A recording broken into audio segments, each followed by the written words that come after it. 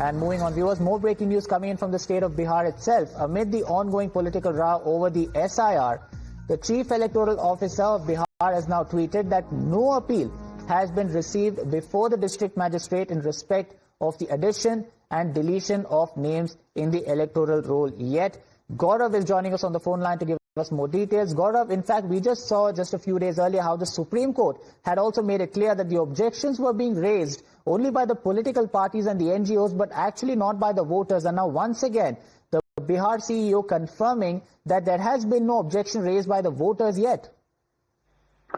बिल्कुल देखिए, बिहार के जो सीईओ हैं उन्होंने एक डेटा जारी किया है 38 डिस्ट्रिक्ट्स का, जिसमें 243 असेंबली कॉन्स्टिट्यूएंसी है और उसके मुताबिक अभी तक कोई भी अपील ना ही किसी तरह के नाम को ऐड करने की ना ही डिलीट करने की अभी तक किसी भी डिस्ट्रिक्ट में किसी भी ईआरओ को जो है वो अभी तक रिसीव नहीं हुई है।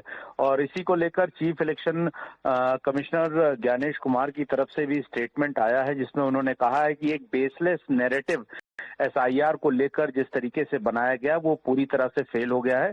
दर्शकों के लिए बता दें कि कल भी सुप्रीम कोर्ट में जस्टिस सूर्यकांत की बेंच जो है वो तकरीबन 4 बजे के आसपास जो है वो एसआईआर के इन डेटा को लेकर जो है वो सुनवाई करने वाली है। और ऐसे में जो तकरीबन 3,66,000 वोटर्स के नाम जो है वो फाइनल लिस्ट में से कम हुए हैं उनकी को लेकर डिटेल्स दी जाएगी। साथ ही साथ ये भी इलेक्शन कमीशन को साफ करना होगा कि जिन लोगों के नाम डिलीट किए गए हैं क्या उन्हें प्रॉपर रीजंस जो है वो स्पीकिंग ऑर्डर्स में बताए गए हैं या नहीं बताए गए हैं। लेकिन अभी तक अगर देखा जाए तो कहीं ना कहीं इलेक्शन कमीशन की एसआईआर कंडक्ट कराने की पावर को सुप्रीम कोर्ट ने अभी तक ग्रीन सिग्नल ही दिया और ये कहा है कि ये पूरी तरह से इलेक्शन कमीशन का प्रेरोगेटिव है कि वो एसआईआर कंडक्ट करा सकता है। और ऐसे में अब इलेक्शन कमीशन जो है सिर्फ बिहार के बाद बिहार ही नहीं बल्कि पूरे देश में भी जो है वो एसआईआर कराने की तैयारी में है। लेकिन ये जो नया आंकड़ा आया है जिसमें खुद सीईओ बिहार कह रहे हैं कि जो 38 डिस्ट्रिक्ट्स हैं बिहार के जिसमें 243 असेंबली कॉन्स्टिट्यूएंसी हैं उनके मुताबिक एक भी अपील नहीं मिली है।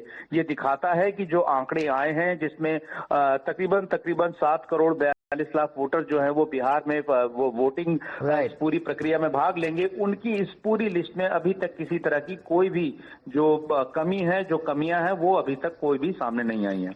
Right, absolutely, Gaurav. So once again raising questions about whether the opposition to the SIR was mainly based on political motives rather than actual objections to the SIR exercise. Thank you, Gaurav, for joining us on the broadcast and giving us those details.